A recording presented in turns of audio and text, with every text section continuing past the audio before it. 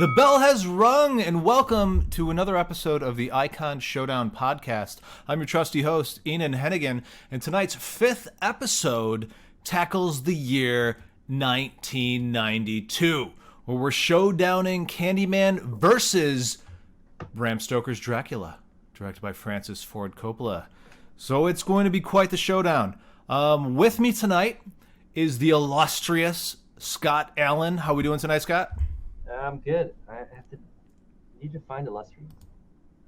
Illustrious means somebody with the capacity to really wow people and to woo them and wow them. Illustrious, you're someone that is captivating in all sorts of ways. Yeah, that sounds like me. Let's do this. That does sound like you. So, as you know, in the Icon Showdown Podcast, we are trying to determine what is the most iconic movie of a given year in a particular category. And granted, we may burgeon beyond movies, but for now, we're talking about the mainstream horror movies of the last 31 years, and we have made it to 1992. So we're going to start with Dracula. Dracul, as I learned, it's pronounced tonight via Gary Oldman, who plays Dracul. We're going to break it down in terms of the 6 categories as we do.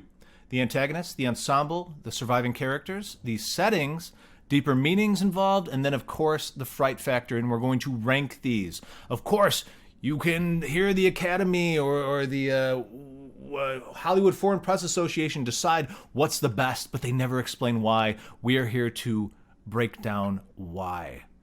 So, Scott, right off the bat, what did you think of Francis Ford Coppola's version of Dracula? Have you seen any other versions? Have you seen old Nosferatus? I have, but not recently. I remember in film school we had to watch Nosferatu, but yeah. Yeah, no, honestly, Bela Lugosi, I think, was the first one to really pull it off with a little bit of charm, a little bit of gravitas, if you will. But then Werner Herzog has his own Nosferatu, which I just started to investigate as of last week. I'm going to be honest with you, I did fall asleep about halfway through it. It's the nature of Werner Herzog for me.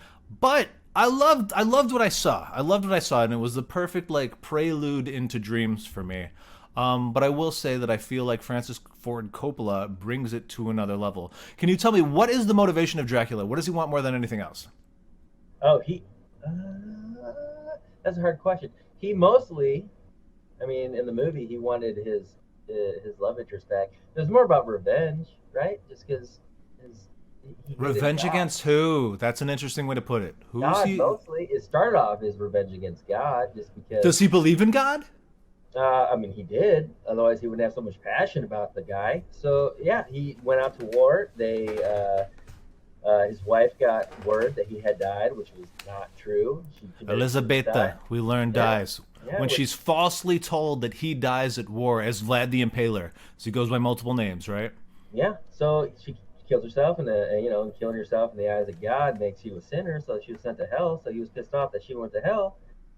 So he was like, yeah, I denounce you, fucker. And he stabbed the cross and drank the blood. And, I'm Dracula now. You're right. As I was watching it, I was wondering, has this guy forsaken God? Does he not even believe in that deity any longer? But with so much symbology throughout the film, clearly God is an entity that exists within this lore. Yeah, no, I guess, yeah. Blood. Right, because the crosses freak him out. You got a lot of vampire tropes there that were originated in Bram Stoker's Dracula, but there's certainly a lot of God influence that affects him. And if there was no God, according to Dracula, if he just doesn't believe in God, I don't think those things would hurt him. I don't think he never said he didn't believe in him. Yeah, he believed in him so much that he hated him. Yeah, no, I think God has definitely betrayed him by letting Elisabetta die. That's interesting. Okay, so his motivation is to forsake God, to go against God. He relishes his ancestry simultaneously. I found a really interesting scene in terms of his motivation is to be remembered. Remember when Keanu Reeves' character, Jonathan, is there, and he kind of laughs at a flippant remark that Dracula mentions about one of his ancestors who actually happens to be him, and he pulls out a sword out of nowhere, puts at the tip at the throat, and is like, "Do not laugh about the past. I find it interesting. I feel like one of his motivations is to be remembered, even though he's been alive for 400 plus years. No, I think he just has an anger management problem. That could be true. That could be true. And also, I don't know, I've definitely lost people that I've loved, be it romantic or otherwise, but I do think he's motivated by that bitterness and resent from losing somebody that he loves so much and realizing the impossibility of getting that same sort of connection. Did you see that? That connection would be if he knew, because he was a good person, man. He was never really a bad person before. He was initially fighting for Christ. He was initially a Christian warrior. Yeah, so I think he felt more betrayed than anything, and his idea was, no matter whatever happens, this person that I love, I'm going to see in the afterlife, so I can, I'll fight whoever you want, but when I die, I'm going to go see this person that I love in your gates. And all of a sudden, this guy's like, "No, man, she ain't in my gates. She's in hell because she committed suicide." And he's just kind of like, "Fuck you! I just murdered this many people and I survived. And you're gonna say I can't see my love? Ah, fuck you, bitch!" Like, that's pretty much, I feel like, his sentiment. Do you think the fact that she committed suicide led to her coming back to this world 400 years later? Because if the Christian story is fallacious, right? It's not necessarily true or it's flawed. We do see Elizabeta come back. Winona plays his wife in the initial scenes, who kills herself. That is her as the actress. And then he sees her again 400 years later. We're talking about Vlad the Impaler died in 1476, and this takes place in 1897. Dracula story is 1897. I mean, is she cursed to come back? Is there something to be said for what they're trying to put out there in terms of, like, to be reborn again is almost a curse? No, I wouldn't say a curse. I mean, this is based on the fact that you believe that it actually is her. It could also be maybe it wasn't. But she if it was, remembers him. Or is he inflicting his emotions onto her? That's what vampires do. The hypnotism associated with that. Interesting. Okay. But if it was really her and it's supposed to be her reincarnation, it could be God's apology. He could be like, "Yo, I'm sorry. I know I messed up. I took her away. I'm gonna put her back in. Maybe she won't kill herself this time. To see what happens." Is it God's way of torturing Dracula? Because as we know at the end, she's the one that ends up killing him for good. Is that the ultimate way for God to get back at this sort of Lucifer-like character? No, by having the person he loves kill her 400 years later? I think it was his dickish way of being like, "All right, you fuck up the first time, I give you a second time, so figure it out." Because again, they're both can end up in heaven, right? She was a good person. He ended up going into heaven, right? At the end. Was she a good person in terms of... She wasn't a bad person. We're talking about the late 1800s here. She was horny as hell in a world where that was really frowned upon. I don't necessarily think the way that she was depicted in her time was considered a good person. She was way more horny than Jonathan, right? Okay. Keanu Reeves' character? The definition of a good person between God and between the people who believe in him are completely different things. Followers thought that if you show cleavage, you're a whore, right? God might not have meant that, right? It doesn't matter what. Yeah, she's no Lucy. She's no Lucy, that's for sure. But let's not. She probably wasn't, going to hell. When we get to Ensemble, we're going to talk about Lucy, but she's strung 3 guys along here. We're going to talk about that in a second here. But let's continue to break down Dracula, as played by Gary Oldman, and the aesthetic. What did you think about the way that he was depicted? He had multiple forms. I mean, what defines his form? Well, specifically, we meet him when he has like these Princess Leia buns. Did that do anything for you in terms of like? I mean, I thought it was goofy, but what else are you gonna do with all that hair? I felt it was a very convenient way to do your hair. Like, I'm for it, and it was a stylistic choice, and it was very. I didn't hate it. I didn't hate it either because I felt like it was a callback to the armor that he wore when he was fighting as Vlad the Impaler back in the 1400s. I feel like it actually had a similar structural consideration, and when you see so much going on with the shadow play in that first scene with Keanu Reeves, I feel like the Princess Leia buns actually did help to make it interesting. I think, it was probably a good way to be like, yo, this is the same person. But you don't really see him with a helmet on as much. Maybe like 1 or 2 scenes. Silhouettes. when he's fighting, you actually see Vlad the Impaler actually impale somebody when he's off at war, winning. Oh, I thought that was Batman. Okay, yeah. Yes, it was definitely silhouetted, but it was him, Okay. Vlad the Impaler. We get to actually see him impale. Other than that, you get to see him in red robes. He oftentimes looks like a priest. To me, he's kind of like this Antichrist figure. He floats instead of walking, which I found pretty ominous. Have you seen anybody else float instead of walk in horror? I mean, not in real life. Oh, in horror. That's not a ghost? People on rollerblades. Fair. And then he's also somewhat like bi, maybe, right? I felt like his scene with Jonathan where he is shaving his neck was somewhat sexual. Did you not get that vibe at all? Or was it just his bloodlust that was coming through and I was mistaking that for... I mean, that's kind of, I think, ambiguous when it comes to Dracula. All Dracula is based off of Bram Stoker, right? Bram Stoker invented Dracula, right? Am I wrong? Right, no, the Irishman, Bram Stoker. Yeah, Sure. I'm pretty sure he invented him. And I'm pretty sure he had sort of a bisect. It was, maybe he just saw bisexual. Well, Vlad the Impaler was an actual dude that lived. Well, I know that, but I think the idea of Dracula, who Bram Stoker invented, was not bisexual, just opportunist. You know what I mean? So I don't think sex is necessarily a it heightened the tension there, and that was right before he gets succubied. So it kind of like got us in the mood or whatever. Frankly, to me, the scariest part of Dracula was his hairy palms. What was that about? Did you notice those? Well, he masturbates a lot. Okay, so there's something strange going on there. What about his vocalization? Did Gary Oldman nail it in terms of the sound of Dracula? Yeah. I think he did. It was such a unique. The research that I did, whatever, and I had seen, Nosferatu and how a few other people had played Dracula was just more kind of dead and fidgety, but he actually gave it sort of emotion behind it. It definitely seemed like he was in turmoil when he was talking. Right. Which I definitely appreciated. It's the ultimate breakup story. I almost relate more with him for having a broken heart than Keanu Reeves, who I love. But no one relates to Keanu Reeves in this movie. I don't think anyone ever relates to him in any movie, but he's still fun to watch. He's like a Jimmy Stewart character. He's big. Yes, but he was not big in this movie. He was actually the anti-big. He was just very dull, and I'm really trying to memorize lines and do this goddamn accent. I know what you're saying. I mean, that's the nature of the character Jonathan. It's kind of the straight man of them all. Okay, let's break down then our big bad in Candyman. Who would you say is Candyman? Because I know you threw me some curveballs when we discussed Puppet Master and Pet Sematary. Who is the antagonist in Candyman? Oh man, where's the name? It's definitely for Helen. Helen's the. It's Helen. It is Helen. Our final girl, even though she doesn't survive. Okay, why?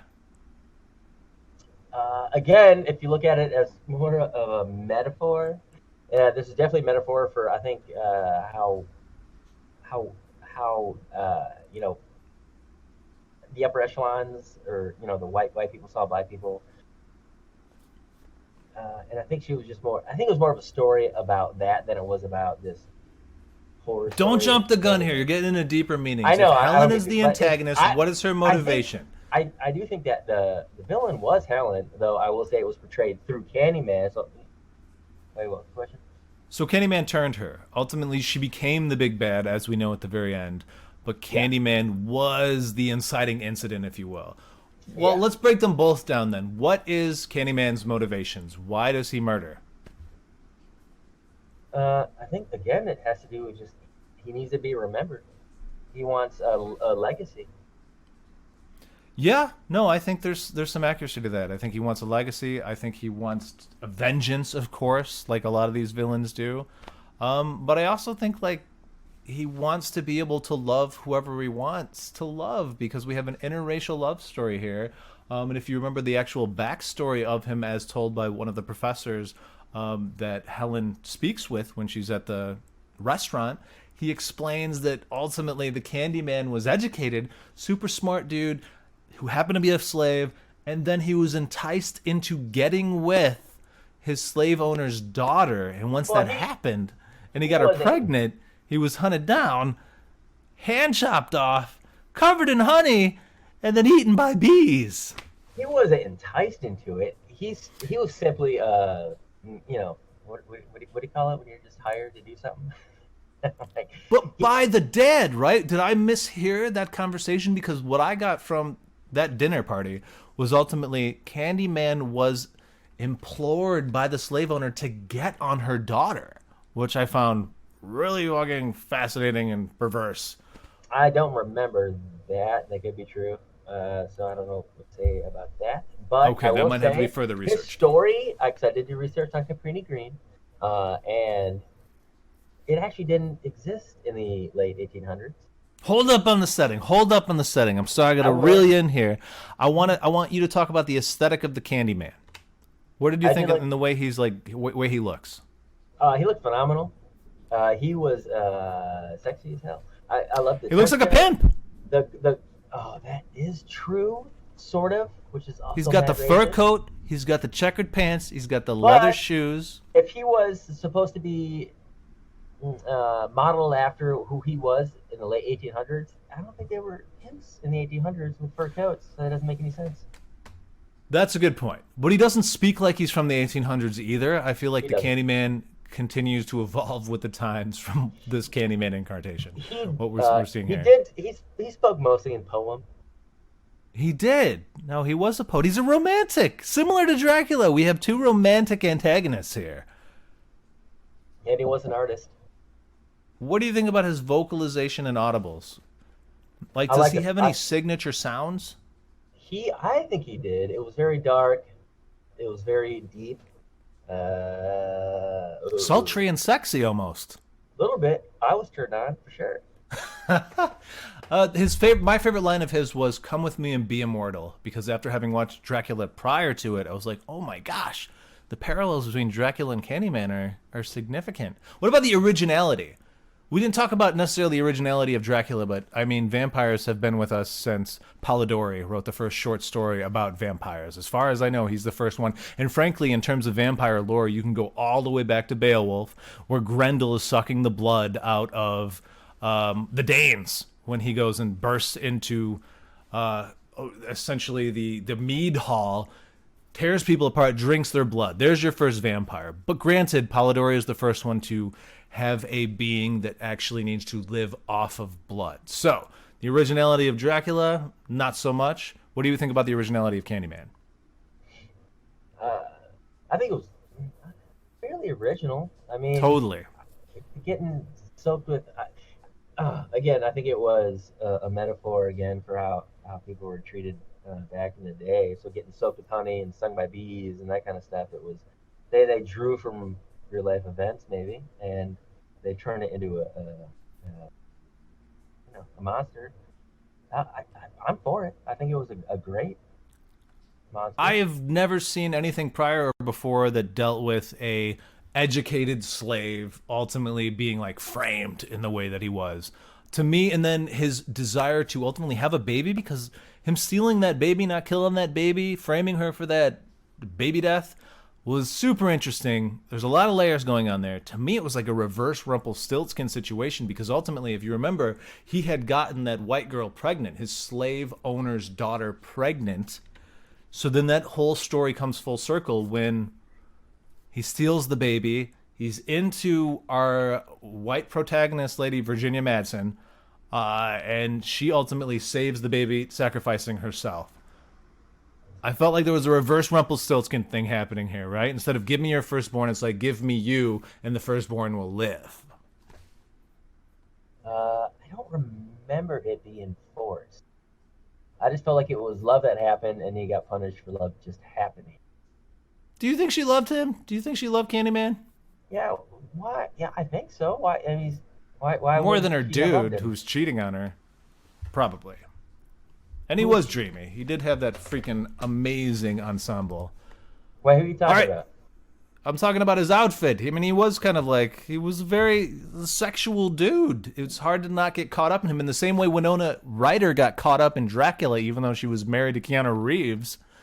And he was sucking her blood and shit. Are you talking about the future love interest or the love interest that he gave the baby with? Both of them. Both of them. I feel like she was analogous to what had happened to him when he was a slave. Oh, yeah.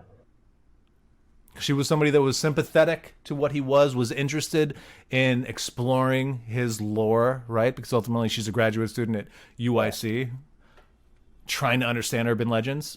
So I think like he appreciated that she cared more than anything else. Let's go back to Dracula and talk about the ensemble. What did you think about as a whole? Because we got some major players in this movie. Yeah, it's almost unfair because they had a lot of A-list players in that one. I mean, they had Anthony Hopkins, they had Gary Oldman. I mean, Brad Dourif. If you notice Renfield, you know Dracula's little minion who was in the prison the entire time. That's the voice of Chucky. That's Chucky right there. That's Brad Dourif. So they had a lot of like horror icons. You're absolutely right. And even the people that I didn't know, I felt were still pretty decent. No, Certainly, there's no real bad acting. No, there wasn't. Again, it's like they're doing a period piece, so a little bit of hokiness, I feel like, is ingrained in doing some period True. pieces. But, the ensemble, that was pretty fantastic. They even have what's his face from Princess Bride and... Carrie Ells. Yeah, and she's the one that Lucy ultimately picks, too. Which is pretty interesting. Here's one thing that caught me a little, maybe a bit miffed. When she's getting these blood transfusions from two dudes, this is before people know what blood types are, right? Isn't that going to make her sicker if she's getting infused with like A and B or whatever the hell, you know? Oh yeah, I'm sure she died. That was kind of silly in itself. Oh, yeah. But in terms of character dynamics and the relationships formed, I believe Mina's and Lucy's friendship. Did you believe that one? Say it again. Mina and Lucy, so the redhead and Winona Ryder, essentially. I mean, there was a couple quality scenes between those two.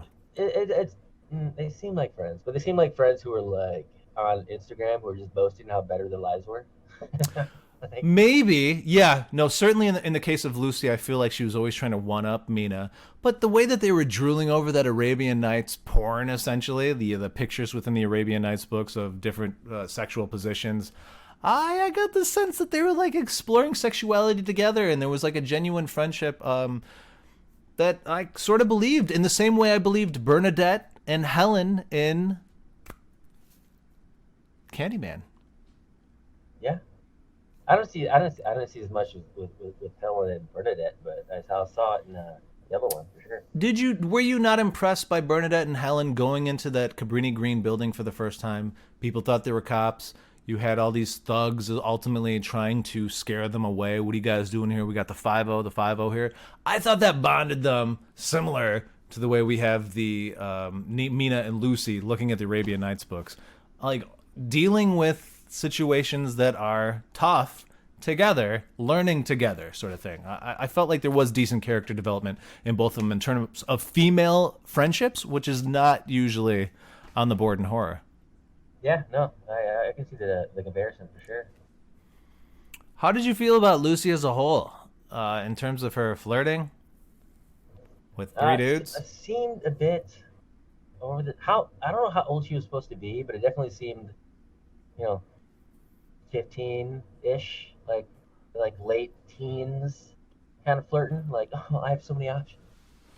Yes, a lot of innuendo going on there. Can I touch it? And then it turns out to be the knife. It's so big, and it turns out to be his big old knife. Yeah. She was a little goofy when it came to that. Free way of speaking, I think, is the way that Mina put it. She's like, it was one of the few moments we get of Mina's voiceovers. It might have been the only one when she's discussing to the audience ultimately how she feels about Mina. She's like, I wish I had that same adoration from the guys. I mean, who doesn't? But what's up with Quincy being from America and being rejected? Because at least Jack helps Lucy when she's sick. She picks Arthur, who is, of course, Robin Hood Men in Tights. But Quincy's the American Texan, and he still like hangs around and is willing to fight for her. Is there any sort of commentary on America there? Like what's going on there? Is the only American character in this? I just felt like if you're called Quincy, you're from Australia. I don't know. But yeah. He's the only one that dies at the end, too. Dracula, of the three men suitors that try to save the day at the end, Quincy's the one that dies at the hands of Dracula, which is interesting. It might be a American. I think maybe he hates America. Possibly. Bram Stoker's giving some shit to America. You never know. Where is Coppola from? I don't even know what Coppola? Oh, well, Francis Ford Coppola is Italian, but Bram Stoker's Irish. He's an Irish dude that initially wrote it. But you're right. Who knows? Maybe he emphasized that. I'm not sure. I've maybe read the book back in high school. I can't really remember who dies, who lives in the book. But you got to admit, Van Helsing was a dope character. He ultimately really has some sort of like evolution over the course of the film, even though he's a secondary character. I did dig. It did seem like Anthony Hopkins was just trying to compete with Oldman at that point, though. You know what I mean? Like both had quirks to them, so I feel like it was like, all right, you got great quirks, man. I'm gonna have me some good quirks too. I just feel like they were battling for. That does make sense. He gets progressively more loony as it goes on. Yeah. And he's always totally matter of fact. Like even when Winona Ryder's like becoming a vampire and she's like, "Oh, I know you got the hots for me." He totally—it's like, "Yeah, okay, I'll kiss you." And then I'll like create the fire circle around us and expel those demons, sort of thing. I felt like there was a sincerity to Van Helsing that might not have been in other characters. He was definitely a little bit more of an oddball. He didn't seem as solid as Oldman's portrayal of Dracula. But ironically, he was one of two doctors, right? And we had the other doctor, Dr. Jack, who was the guy who worked in like the dungeon where ultimately the guards of this hospital/dungeon wore cages on their heads. Did you notice that? What was up with that? Yeah, I noticed that. Why were the guards wearing cages around their head? They did have a weird steampunk in that, because why did is it Renfield, the doctor, right, or the original lawyer or whatever? He had his initial helper, whatever. Finger contraptions, which I don't think were ever really addressed on their purpose. It was just very more stylistic more than anything. Oh, you talking about the straitjacket thing with his arms? No, not that. But in the very beginning, his fingers. He actually had like metal things over the tips of his fingers. Oh, I missed that. And things that came into like his sleeves, so it was more like a mechanical nonsense, which really they didn't address. And he would grab the flies, pick them up, put them in his mouth. The kind of the same. That whole scene was sort of steampunkish, like just metal almost for no reason. Did we need Renfield at all? I mean, it was a 2-hour and 7-minute movie. Could we have just cut out all of those scenes at the dungeon/hospital? Because ultimately Dracula goes back to him and says, "You've forsaken me," or whatever, and kills him by like thrashing him against the bars of the prison. We don't really get any fucking payoff, do we? Not really. He just, if anything, you could have mentioned him. I don't know if you needed to actually show him as much as you did. He was kind of a cool character, though. He had the crazy hair, the weird contrast. I feel like that scene was just thrown in there just to be eating the bugs. Artistic. Oh, he was great. Yeah. I mean, it's a great character actor, Brad It was Dourif. fun, but I don't think it added too much. I don't think it did either. I think if you were to cut something, it would sadly be that. Even though it was great performances, I like seeing Dr. Jack beyond just going after Lucy. I didn't necessarily understand why we needed to see him taking morphine. Did you? Fun. I guess, but then it kind of confused me because right after he takes morphine, we see Gary Oldman as the wolf. Essentially, that confused me. I didn't know the Dracula could turn into a wolf. I have never seen that before either, and I was super confused. I was like, wait a minute, is Jack taking these drugs and then he turns? But apparently that was still Gary Oldman. He just can turn into multiple things because he does say to Winona Ryder, "Don't I guess look he had at me." his old form in the dark. He had his young form in the light. And I don't know what this horny wolf thing was. And then he had his bat form, which to me is his scariest form. Yeah, that one. What I did read was that was one of the first time. Was it one of the first times he turned into a bat? I read that, but I don't think that's true. I'm pretty sure I've seen old Human-sized bat like that with that white human size, skin. maybe, but I've seen like goofy Draculas turn into bats. Yeah, Actual like bats. little bats, but this was like human-sized bat, white-skinned, freaky. That's a scariest incarnation, if you ask me. Okay, let's talk about the ensemble of Candyman, though. How did you feel? Because like you said, it's a little unfair. It's a little stacked on the Dracula front. You have all of these A-list actors. I still wasn't put off by the acting from the ensemble in Candyman. Was there anybody that bothered you? I don't think so. There was no. It was really gratuitously bad. I don't think. I think it was. Again, none of them were A-list actors. They all did solid Virginia jobs. Madsen is marginally A-list now after Sideways, but yeah, at the time she yeah. definitely wasn't. Yeah, no, back in '92. No, I don't. I mean, maybe. No, I can't think of anyone that was. Did you recognize her husband from one of the most high-grossing movies of all time? I did recognize him, but I don't know what movie you're thinking. Terminator 2. He's John Connor's father. Oh no, that does not count. I guess it. Good on It counts. him, That's a part. That's a though. good Good on moment in T2. him. That was a great movie. Good on him. I didn't notice that. Touche, sir. But I mean, I do think he's a middling performer. It was okay, a little over the top. I did like the dynamic between him and his wife, and then of course his girl on the side, his mistress, who he ends up with ultimately at the end. I don't know how Virginia Madsen didn't see that. To be honest with you, I felt like a flaw in her character to be so oblivious to that. Oh, no, but I also think really that love has to Jake the do- Kid. I think it has to do with. I think it has to do with backstory. I think she knows it. Okay. All right, fair. Did you like Jake the Kid, who essentially tells her about the story of the little boy who gets gutted in the bathroom? I didn't hate him. I didn't hate him either. I thought he was pretty decent. I thought he was I think he did an okay job. I didn't find anybody distracting. I thought it was a decent ensemble. Obviously not the powerhouse that Dracula was, but given what a low budget Candyman is comparatively, not bad. Oh wait, should we go back and rate the villain?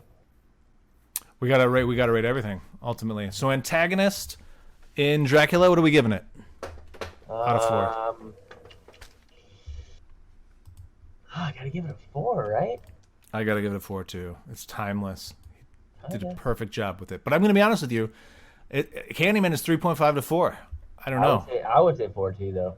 I think we're tied on antagonists. I think they are equal in terms of their iconic nature, 100%. So ensemble, I feel like we got to get... Personally, I love Keanu Reeves, but I don't think he's a good actor. So for that alone, I give it like a 3.5. Yeah. How do you feel about No, that? I'd say 3. A But yeah, 3? We sure. drop 1 whole point? One. Do you think Winona's a good actor? Because I love Winona. I have a crush on Winona. I do like Winona, but she seemed a little off in this one? All right, we'll do like she was 3 there. Okay, presenting that's fair. too much. I don't feel like the ensemble of Candyman's higher than a 3, though. I feel like we're tied up across the board right now. Are you giving the ensemble of Candyman higher than a 3? No, not higher. Maybe 2.5. 2.5, I think, might be fair. Absolutely. Moving on to surviving characters. So who survives in Dracula? I mean, Winona's character did. What was her name? Is she a vampire, though? Or when she kills Dracula, is she cured? She's still alive. It doesn't matter. Can But she I still guess be alive? Because that she does lore have the wasn't- teeth. I don't think that lore was introduced in that movie. Whether or not she would still be a vampire or not. But she does try to bite Anthony Hopkins' neck. To After me, the- suggesting at that moment... And then she tries to help Dracula by like compelling the weather to get terrible when they're chasing him in the carriage. I feel like she is straight up turned. Am I crazy about that? I mean, maybe. I think she's turned. I'm not sure. But I think she's turned. And if she is our final character, I love it. Either way, if she's a human again because she killed Dracula, or if she remains a vampire, I'm still chill with that. But granted, we still got Keanu, we got Van Helsing, and 2 of her boyfriends alive at the end there too. Not We Keanu's only boyfriend. lost Quincy. I don't care about the boyfriends. I like Neither Van do I. I Helsing. wanted like Just- most of them to die. yeah, I mean Van Helsing I like just because the name now is kind of synonymous with Dracula. Yeah. Um, So and we talking I three? don't care about Keanu. Winona boosts him up, but the fact that so many dudes lived kind of brings it You know down. what? You talked me into a 2. A 2-5. Let's do 2-5. All right, fine. I'll give you a 2.5. Because the idea of Winona being like this soul living vampire now, she's the new Dracula. I love that concept because he kills all the succubus, and I don't. As far as I know, there's not other vampires, right? Van Helsing killed the 3 women succubus. They don't explore it, but there could be. But yeah, maybe there's not. Maybe she's the new. Surviving characters in Candyman. Who do we got? Did anyone survive? I mean, you can say Helen did. I mean, the whole point of the movie, I think, was her lore left. Her lore leaves on. So I think maybe that. Yeah, no, she kind of does. I mean, Candyman 2, is there such a thing? I don't know. I should investigate that. I think it's not about her, though, is it? Nah, no. They bring back the original Candyman, which is kind of Okay. I think that's a problem. I think that might ding her a little bit. As far as I saw, the only surviving character is the mistress, right? And the baby. The baby. Detective, the baby, but no one cares about the baby or the detective or the mistress. There was the woman that lived in the slums, the mother of the baby who survives, too. I think that's like a 0.5 boost. You don't care about her at all? She did get macheted in the arm by Virginia Madsen. No, I don't care. Okay. So surviving characters, we're talking 1.5 or 2? I'll give it a 2 just because I like Candyman. Yeah, that's fair. That's fair. But Candyman doesn't survive. Yeah, but I like the movie. Fair enough. Okay. Okay, let's go to the setting of Dracula. I think this is going to be really hard to contend with, if I'm honest with you, even though Candyman sort of does, because it does have a really profound setting. But what did you think about Transylvania, the Carpathian Mountains, and what they did show of London? Well, from what I read, Coppola actually wanted to use techniques that they had used in the early cinema days, right? So he didn't have any CGI. He didn't have any super special effects. He mostly did like matting and in-camera stuff. And overlay stuff? Okay, interesting. Yeah. So when I heard about that, I was like, I kind of gave it more because when I was watching it before I read that, I was like, this almost kind of seems like a play. Everything just kind of seems two-dimensional in the background. Yeah. Because it kind of was, but it was just done to kind of just add to that time period. And correct me if I'm mistaken, though, but Dracula is the only thing that was ever, like, FX'd in or overlaid in, right? It was either when he was within the weather or when he was trying to seduce. I don't think anything was. I could be wrong. What do you mean? Well, just like where you have ultimately his eyes superimposed in the background, right? The red glowing sky. That would you'll be. see. I think that would have been matting. That's matting. Okay. Yeah, in camera stuff. Which is super impressive to pull that off as smoothly as they did, if that's what they did do. But I'm pretty sure. Did that work for you? It did. It kind of did for me too. It was a little goofy, only because we're in an age of CGI. 92 though. But 92, yeah, I'm sure that was. I think it worked. I think it still works now. I think it does. I wasn't distracted by it in a bad way. I wasn't. It definitely seemed like a stylistic choice more than anything. Yeah. What about the mood that it sets? I want you to contrast specifically Transylvania to London. What sort of colors, what sort of like just ambience did you notice?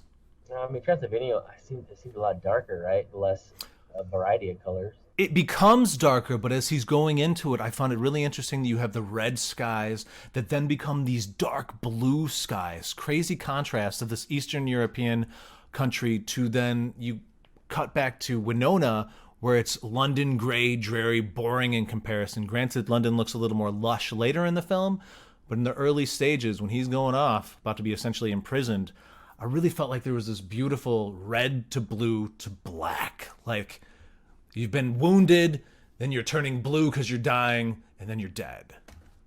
Yeah, I didn't notice that, but now that you say it, I can see it. And I also felt like there was a lot more life within Transylvania, ironically, even though there was that death. Certainly you have the wolves howling, which Dracula compared to music. What did you think about the wolves? The wolves scare you? I mean, it didn't scare me. Was that supposed to be like the wolves at the what is it the devil has the wolves that protect the doorway? What is that Oh, lore about the I'm demons? not sure. I'm not sure. But no, it doesn't matter. I Yeah, I don't know. Apparently, Dracula literally controls the wind as well, according to Jonathan at least. I did really appreciate, in terms of the setting, that anytime there was tumultuous weather, it usually had to do with Dracula, like, being it. Or he was coming in there with his, like, sexual prowess or whatever the hell it was to dominate via the weather. He's like, he is nature. When we get more into the metaphor stuff, I feel like Dracula tries to emphasize our id versus the super ego that Jonathan might try to emphasize. Was there any other like settings that really kind of stuck out to you?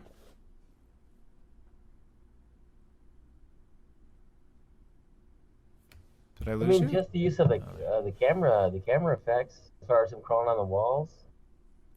Yes, absolutely. Within the castle itself, the law of gravity did not apply. You have rats walking on the ceiling, The and you have shadows Dracula thing was crawling on the pretty wall. cool. I'm not entirely sure what they were trying to portray with the shadows, how the shadows move separate than him. I Right. mean, I get like it was maybe his intentions, but actually seeing it, Yeah, his definitely thoughts are more manifested via art. his shadows. I thought it was effective, but I thought it might have been a little too much. I don't think they needed to do it as much, maybe.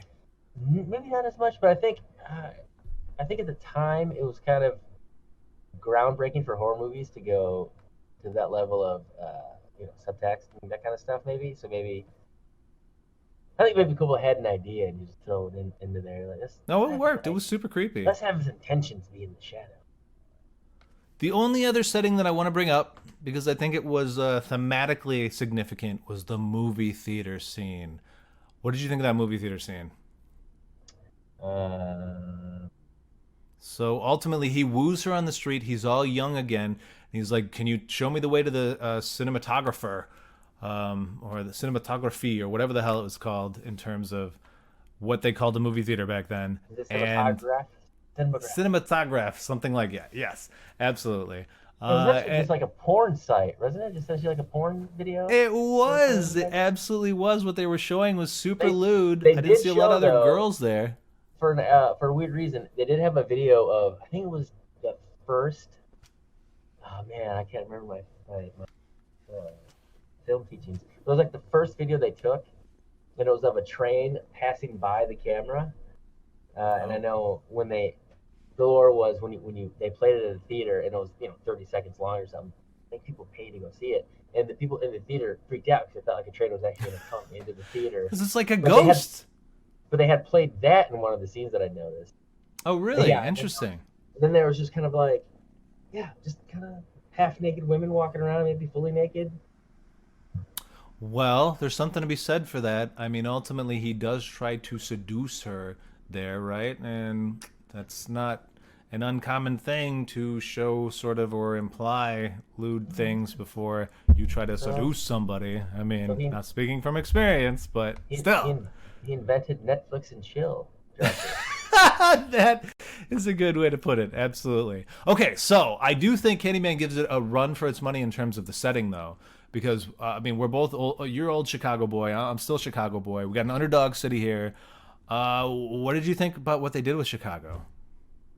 I loved it. I remember this a little story was I grew up in Michigan and my parents let me watch horror movies when I was 8 years old, which up to now seems absurd, but I loved it back then because it's all I would watch. And I had seen Candyman, and I was eight, I was 8 or 9, and it scared the crap out of me. And I couldn't pee by myself for 2 weeks after that movie, so I was Wow. scared Candyman was gonna hook my dick off. Um, and that haunted me for a bit. It really did. And then I had ended up moving to Chicago to go to school, and I had moved less than a mile away from Cabrini Green, and I had kind of forgot about Cabrini Green. I just knew the Candyman. But I was walking down the street, with my camera because I was in film school taking photos, and some lady had come out of this big building, and she was like, "You know where you're at?" I go, "What? You know where The you're at?" projects, And I baby. go, I don't know. What are you talking about? She goes, "This is pretty great." And it clicked. I was like, "Oh, Candyman." And then she was like, "I am walking you to the train, and you're going home."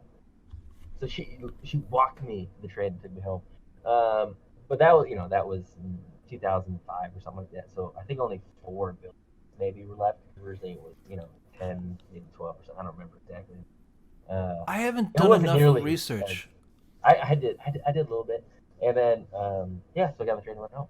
So it kind of impacted me a little bit. I thought about it for a while, but the scene, which I'm confused about, because in the story, he had said Candyman came out of was it the son of a slave, and Hmm. he was chased into Caprini Green in like the late 1800s, but Okay. Caprini Green didn't exist in the 1800s. Uh, Right. in the 1800s or like 1850, that area was like shanties, right? So it was still kind of a poor area, but it was mostly Irish, and I think maybe some Irish, or I mean Italian. Okay. Um, but then later on, it turned mostly to Italian. It was eventually looked at as Little Italy, and then 30s, I think it was Green or Caprini. I get it confused. Started like row houses, for the poor, and then later on, like in the 50s, 60s, no, I think in the 50s, Caprini had come along and they built up the sky rises, which was 12 or something like that. But it took them 20 years from the 50s, on to get that all built up, and by the end of that, it was a big kind of area where 15, maybe 20 buildings. I don't remember. With cinder block walls in the Yeah, interior, the poverty yeah, is yeah. very evident, very shitty innards for all At these first, it was apartments. amazing, though. At first, it was amazing, and it was never really, which is funny because Capri Green was never the number one. It was never number one for the most, for the most crime in Chicago, let alone in the U.S. It never even broke, top five or something. I mean, there was a lot of crime, but it was never as. I don't think it was ever as egregious. Think of it. If people was like, "Oh, it's the number one place where people got killed in the late '90s or early '90s, late '80s," and I don't think it ever really was that. I think it was more of a like a drug place. Hmm. And what I remember was they had turned how the buildings were built. It was solid concrete, and they had a opening in the back, opening in the front, and then the gangs came in, and I think they barred up the back, so they had kind of monitors in the front to let people in, um, and so yeah, it was dangerous, but it wasn't like number one. And then the cops could never really they didn't want to go in because it was dangerous because there was no escapes and there's no way to get in. Why risk it? It Yeah. was almost like a battle to get into it. Um, but it was almost like a misrepresentation, I feel like, of what Green Green was. Maybe it wasn't. I don't know.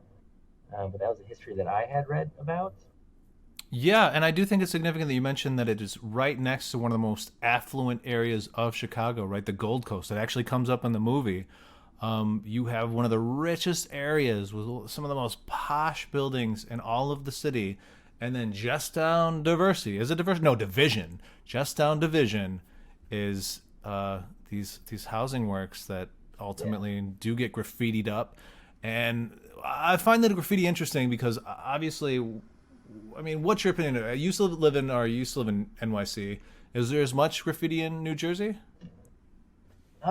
It's a different kind of graffiti.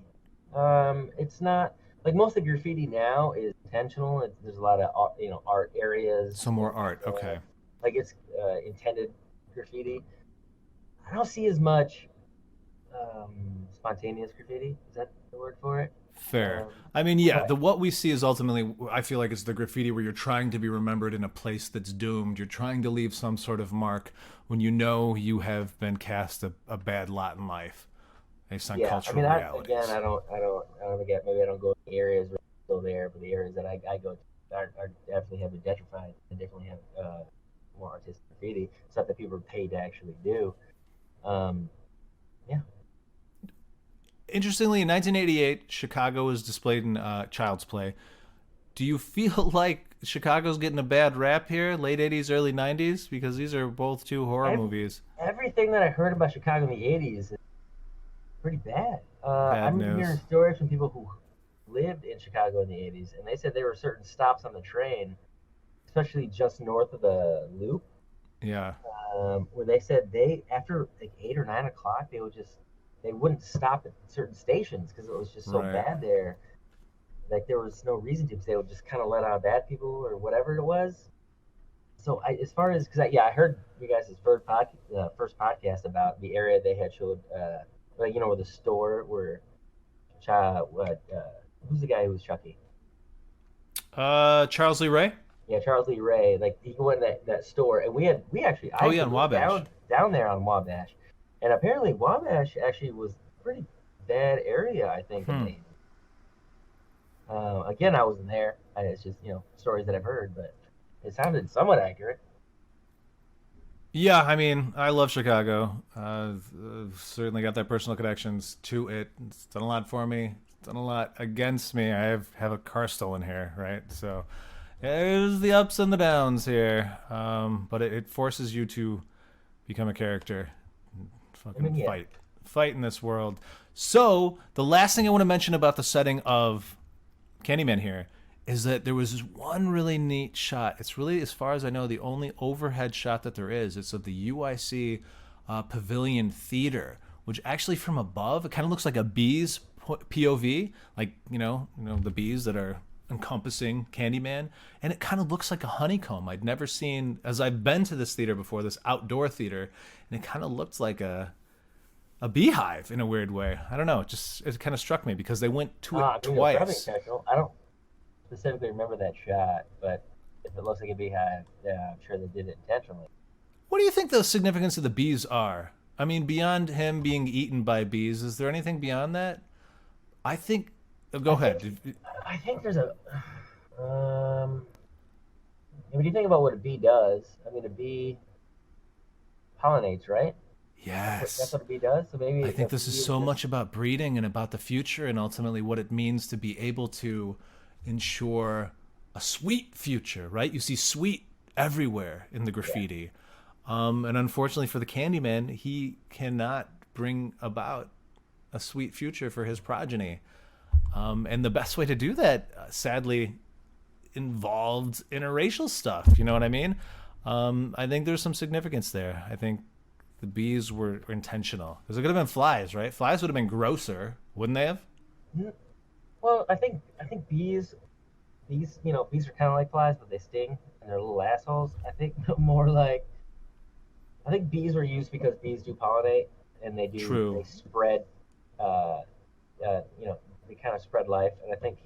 And they got the honey candy association. I think it's more about him being better. The honey and the bees getting on him. It was more like they spread his lore. Okay. Oh, you know interesting. I mean? Pollinating his lore. The bees are just his. I like that way of just kind of spreading his fear. So these are more like people in the movie. So spreading his fear, being remembered again. Are just spreading his. I like that. I think that's a strong analysis. Okay, so if we're gonna give Dracula out of 4, what are we giving it? I feel like I'm in the 3.5 to 4 range. I don't know about you, setting wise. Oh yeah, I'd say a solid 3.5. 3.5 setting. Candyman. I feel like we're right there again. I'm gonna give that a 4. All right, because there's Chicago, a little cliche. You know what to expect with Dracula's setting, right? I mean, you're just doing what you need to do versus Candyman doing something fresh. I'm giving Candyman a 4. Yeah, let's give Candyman the 4. We'll give Dracula 3.5 because it had a little cliche nature to it. Okay, now we get into the fun stuff, the deeper meanings of Dracula. What the hell is going on with Dracula? Dracula did just seem like a love story where shit went real wrong, and he's just trying to avenge his love. Yeah, I do think it's the ultimate breakup story. I think romantic love and the pitfalls of that is a huge part of it. Yeah. Marriage as well, because he's going to marry her when she kills himself. Or are they already married? They were married, right? Freshly married. And if you remember, Van Helsing said it's the freshest love. It's young lovers that I'm the most scared for, which I found very significant. Oh yeah, yeah, man. You remember your first love? You were an idiot. You would do the dumbest shit. Yeah, that's the truth. Right? I just feel like additionally, it is a powerful. It does seem like a story about kind of what happens if God tests you and then you fail and you're like, well, fuck you, God. You know what I mean? I think that's kind of a powerful story. So if it's Job went bad, pretty much, Dracula is Job gone bad. Kind of. It's almost like he tested him and he failed. Like, what would happen if who was it who God tested about kill your son or whatever? Is that Job? No. Yeah, that is Job for sure. Is it Job? I don't know. He takes away all of his family, all of his livestock, all of his land. Like, now everything what? is dissolved. No, this is a story of now what? I'll tell you what. Fuck you. I think that's the opposite story of that then maybe. Yeah, I mean it's similar to Lucifer, right? I do think there is something to that. I think the Christianity involved, you cannot deny it. And in a way, I feel like Dracula the story and Bram Stoker himself was kind of dissecting how Christians themselves are bloodsuckers that take advantage of those that don't have the capacity to think for themselves, right? And ultimately, Dracula repurposes this sense of meaning. That is a strong statement to make. And I will counter that with, I think that's all religion. It could be. But revision is exactly what Dracula does, because if you look in the first scene where Jonathan arrives, Dracula is holding a lantern that used to be an incense distributor. I don't know if you've ever been to a Catholic church, but they have these little metal things but he uses what that was as a light. Instead, I want you to see the truth. This is not the smell of Christ or whatever the hell it's supposed to do with the incense. I don't understand the significance of the incense in Catholicism, but in Dracula's eyes, it's truth. The light is coming out of here instead of this ridiculous sensory overload that I'm going to hit you with as I walk down the aisle of a church. I do feel like Dracula is repurposing the power of theology, specifically Christianity. I mean, I didn't pick up on that, but I appreciate sentiment and I understand it for sure. And Christians, when they're given this tale of heaven, they're cursed to constantly feel like their current existence is not good enough and there's something better. In the same way that Winona Ryder ultimately is not satisfied with Keanu Reeves' Jonathan and would rather have this blood-sucking demon as her beau because he suggests to her a better existence that doesn't end. I feel like we got a lot of criticism of how Christianity positions the afterlife through Dracula. I see that. You say it, I see it. Also, there's some gender stuff going on there. I feel like women in Dracula are simultaneously portrayed as the motivation for man to do anything, as you see with the three suitors for Lucy, as well as the downfall, pretty much, of all three of them, right? And then, of course, you have the very more obvious example of the inverse of that. Instead of the three suitors that have romantic love for Lucy, you have the three women that are the succubus that are just sucking Keanu Reeves dry. So the way women are depicted in this, and even that first scene with Mina and Jonathan, they are depicted as the more salacious of the genders. Did you notice that? Oh yeah, I did notice that for sure. I definitely appreciated the women more than I did the men. Another deeper meaning that I really quite found interesting, and I missed it every other time I've dealt with Dracula, was that he's from the order of Dracul, the dragon. I'd never known that before. And the dragon ultimately being this fire-breathing, destructive force, carnivorous, also reptilian too, right? Cold, unempathetic, not able to actually relate with the mammalian side of us. I think there was something to that I had never really seen before. Is that just in the book, or is that an actual history? I assume that that's tapped into the book, but I definitely, when he first meets Jonathan and he's talking about his ancestry, he's so obsessed with his ancestry, he talks about, I'm from the order of Dracul, which is the dragon. I think it's mentioned at the beginning as well. And then, of course, like the nature stuff, Dracula appears when nature is the most forceful within the story itself, and that kind of is representative of the deep, dark nature of man, our id within. And specifically, like, the girls will sacrifice the man for the sake of progeny in a weird way, even if it's deadly progeny. What about lasting impact? Where do we see Dracula today? I mean, it did win 3 awards for the Academy Awards. I missed that. What did it win? It was actually, I have that information on me right now. It won Best Costume Design, Best Sound Editing, and Best Makeup. I think that's fair. It was nominated also for Best Art Direction, but that's just Academy Awards. But it was nominated for a bunch of others, and it won, Saturn Awards. That is, I don't know why Cars would give out awards, but they did that. And then I do know it is ingrained in culture just because it was Coppola, who's a huge director. True. And he changed Dracula into an actual person with feelings, not just He was sympathetic. I he think, was very sympathetic. I mean, he went to heaven at the end of it. interestingly enough, I think part of why Winona couldn't help love him more than Keanu is the sexual prowess angle of that, right? Ultimately, that he's better in bed than Keanu ever would be. I don't know about that necessarily. What? Well, you don't think that's a thing? I think that's a thing based on what we saw at the beginning with the Arabian Nights. Oh, look at that sexual position. I think she has that in her mind, that being able to be satisfied is very important to her. And from what I saw from Jonathan's character, Keanu Reeves' character, doesn't seem that satisfying. Well, maybe he has a bad back. You know what I mean? Like,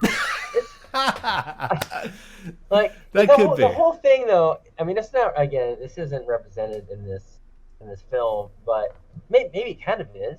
But the whole lure of vampires is that they have just this ability to project sexuality. So you don't have to be good at sex. You just have to make them think you're good at sex. Oh, maybe that's true. Not. But again, maybe that doesn't matter. I guess confidence is the thing women look for. Maybe he just has a fucking shit ton of confidence. Maybe he is good in bed.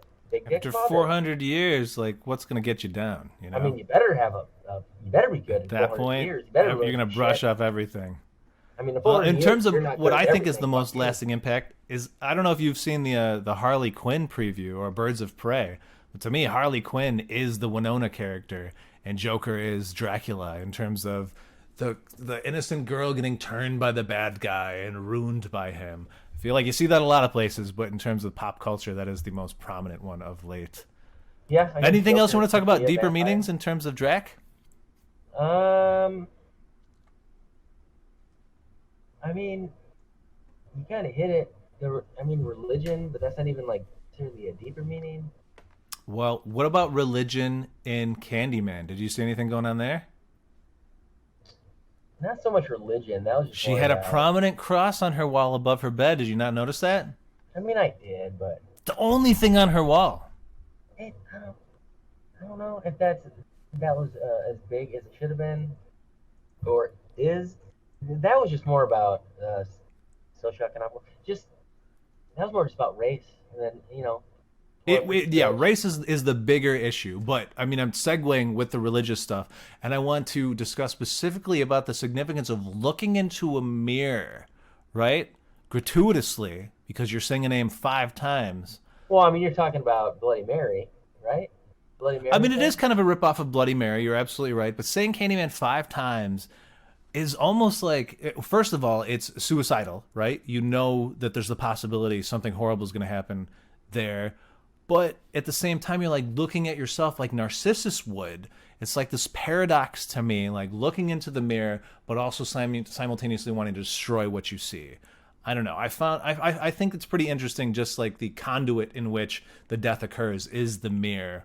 Especially when she's so desperate, Helen is so desperate to get noticed, ultimately by cultural appropriation. Should she be the one going to Cabrini Green and writing the story about the urban tales, or should it be a person of color that goes in there and documents this? She did bring her black friend. So she did her colleague. I mean, ultimately that was a fellow student, right? I mean, if you want to bring it into religion, I mean, maybe. I mean, religion does have this, especially Catholicism, just because that's what I know, is this overwhelming sense of looking at yourself and being like, oh, you're. Don't you think Helen was conceited? Conceited? When you look into a mirror as much as you do in Candyman or Bloody Mary, she only looked at a mirror to say Candyman. It's not like she was like, oh, how am I looking? So I don't know. Is she not making eye contact with herself? Yeah, but isn't that the point? When you look into a mirror, do you like obscure your eye contact? You know what I mean? No. I don't know. Maybe it's a reach. I look at my eyes when I'm looking in the mirror. That's I don't think I what look you away. look at, unless you're like popping a zit or something, right? You're looking at your eyes when you look in the mirror, which I don't know. Maybe it's a stretch, but I think there is some sort of like Narcissus looking into the pond, being so fond of himself, and she's so desperate to get published with her, ultimately her dissertation about the Candyman and urban legend. I mean, that that I there get, is- though. I mean, when you're writing something, you have this ability to look at what you're writing and be like, dude, am I dumb for writing this? What you have this constant thing, constantly thinking about yourself and whether or not you make sense. You know what I mean? You're like, is this good? Is this good? You constantly think about this in writing. So I can see, yeah, okay. If you want to say like it's her being like, I'm writing a dissertation. That's what she was doing, right? She was writing her thesis or whatever. Mhm. So she was writing a thesis. So she's constantly looking at herself, being like, should I be writing this thesis? It's a good thesis. Does this make sense? I mean, okay, Yeah, fine. no, it does. I could be an allegory for that for sure. I can see I that. also saw her as kind of an Alice figure through the looking glass, and she crawls through the window. I feel like there was a little bit of that. She goes into kind of a different world where there are these figures that are trying to destroy her. Additionally, you could argue that she's comparable to like a Helen of Troy as the most coveted woman in a land controlled by volatile figures. I don't know. They did I saw call some her stuff. Helen. They did call And her then, of Helen. course, she gets framed to hell for multiple infractions or murders Well, or when you slaughters. say framed, there's also, I think what it could be is she actually did do all of it. I think she actually imagined Candyman. I think Really? Candyman got so ingrained into her, and she was so involved in writing the story that she really Okay. wanted this to be true. That Yeah, she just kind of snapped, like her mind just kind of snapped. you And did then say when she was the antagonist, and that I would did. make a lot of sense. and this is why I think she just said and thought, didn't think, just did, and she actually killed everybody. And at the end, on the wall, it said it's been Helen the whole time. What did it say exactly? It was like it's always been Helen, I think. And I it was like, did well, not see that. I'm sorry, Yeah, I must yeah. have missed that moment. At the very end, it Oh, says it's always been you, Helen. it's always been Okay. you, Helen, and it's picture Yeah. of her as like a saint or whatever. And I think that could have been sort of a metaphor of She is the it's big your bad. fault. You know what I mean? Kind of like. So you're saying my no. victim blaming deeper meanings is moot in the face of your theory?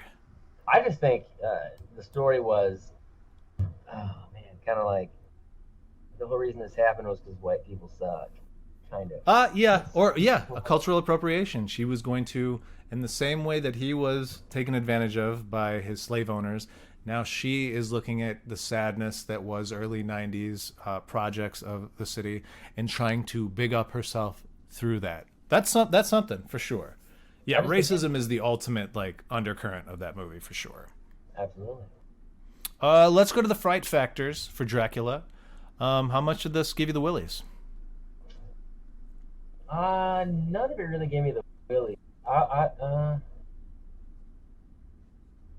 mean, they did some amazing stuff with in-camera effects. I mean, those Mhm. wide-angle shots close up with him licking the knife, and then busting into the room aggressively. Mhm. And those women and they jumped down the wall. Like the effects were outstanding. Yes. None of it really scared me. Maybe startling at points just because it was quick and loud. But We got a kill count of 8, including Dracula, and including the 3 succubi. So ultimately, that brings us down to like 4 actual deaths. But to me, the scariest one was the baby, right? In 2 movies, we have babies in distress here that we're comparing from 1992. was the baby Babies real, though? were in The baby distress. the baby seemed like a dream. A little bit, because he was just drained of his blood. Where did he get a baby? Where did he get that baby? That's a good question. But that's kind of the one that I found the most disturbing. I don't know. But you're right. Yeah, It was that could've more been like disturbing. eerie than scary. Could have been disturbing for sure. And of course, I'd never seen Dracula as a werewolf before. So, like, of course, the scene where he is forcing himself on Lucy as a werewolf, Weird Dracula, or whatever the hell it was, that was pretty memorable. Her in the red outfit, and she's like swooshing it over the statues as she's walking along. I don't know. That stuck with me. That was super creepy. Oh, the bestiality moment. Yeah, That was weird.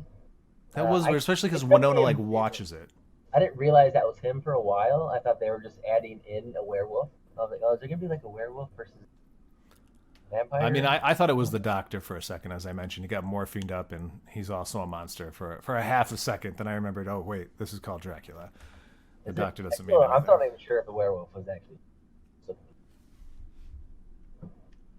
I'm not 100% What about sure. Candyman? So Candyman scared you maybe a little bit more? What was the fright factor of Candyman? Oh, the biggest one for me, and I'm drawing this from when I was a kid, was when the little kid got his little pee-pee cut off with the hook. That scared the shit out of me when I was a kid.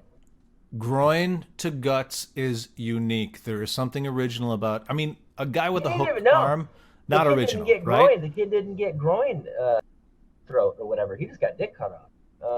That's what scared me. But yeah, no, the fucking whole groin to throat is Right. That's his MO ultimately that they kind of like go over at the beginning. It's ultimately he goes groin to gut versus the opposite, or like I don't know. We've seen hook people before, but the idea of going from that groin and then splicing it up. I think even something I saw recently, somebody gets that's where we're playing Dead by Daylight. Somebody gets stabbed in the middle and then brought down, but not the opposite. It does happen in the first Scream. She gets gutted. Up to down? Or I'm sorry, down to up? She gets down, or I don't think mid they go to up or down. It doesn't matter. The point is, like, she gets fucking emboweled from the tree. Right.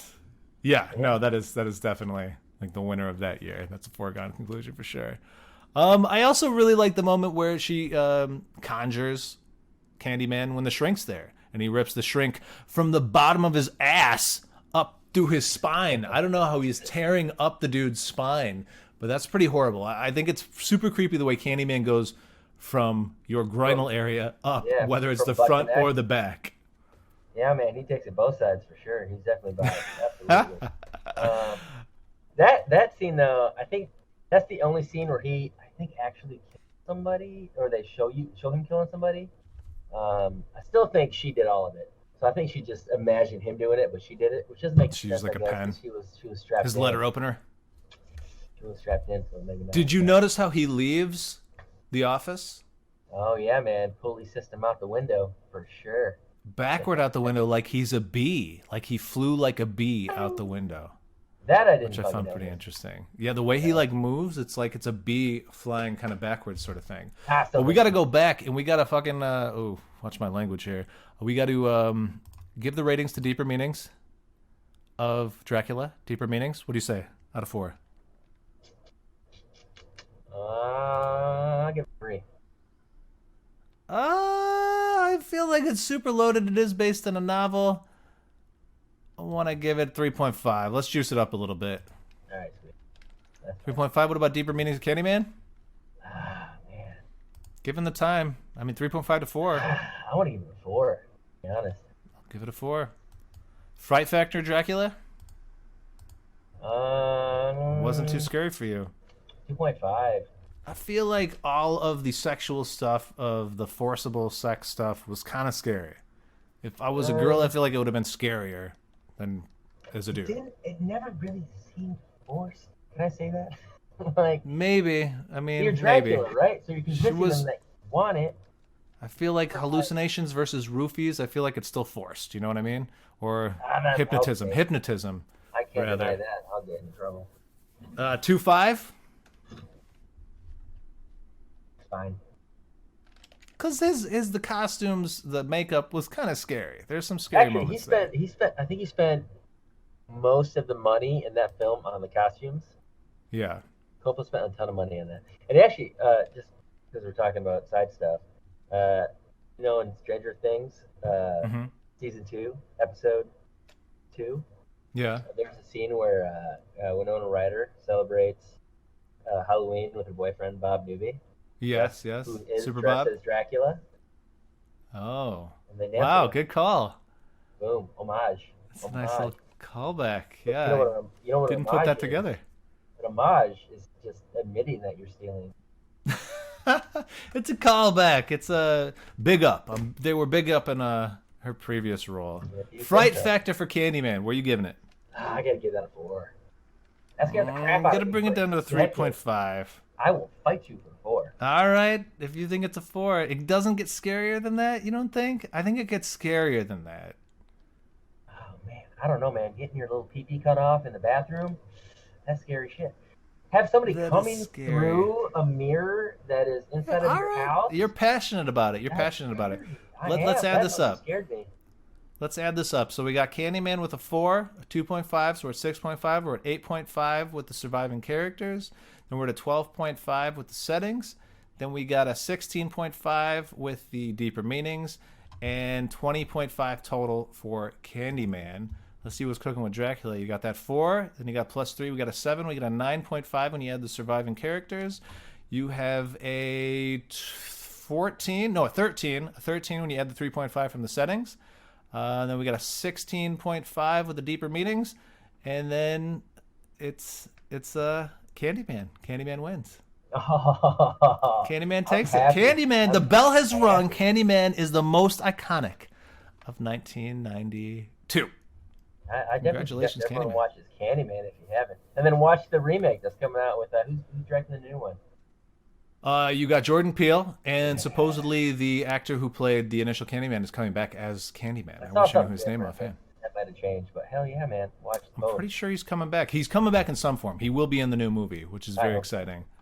Yes, well, thank you so much for being part of this podcast, and I want to thank the audience for listening to this showdown between Dracula and Candyman. It would seem that the originality of Candyman and the timeliness of it has won the day as a whole. Scott, how do people follow you? How do they get in your Vita? I mean, give you my address, but I'm probably just going to give you my Instagram, which is at Stupid Consumer. Say it one more time. I'm worried you cut out there. At Stupid Consumer. No underscores, just straight up. One word. Consumer. Very nice. So follow Scott at Stupid Consumer at Instagram or at Never's Done on Twitter. Am I wrong? No, I'm on Twitter, but I'm on Twitter. Fair enough. But it's BM Bucket. Oh, okay. So you got a new one. I think I tagged you with the old one. Post. Whoopsie daisy. But I will post now. Yes, you definitely should. You got to send me that new one so I can tag you proper. And of course, if you want to support this podcast so that we can keep it cooking, go ahead and investigate my novel, Company Dreamer, at companydreamer.com, or you can find it on Amazon. And on the 16th of this month, Compudactyl will be releasing its 3rd album, so I highly encourage you to check that out. And again, thank you so much for listening. The bell has rung.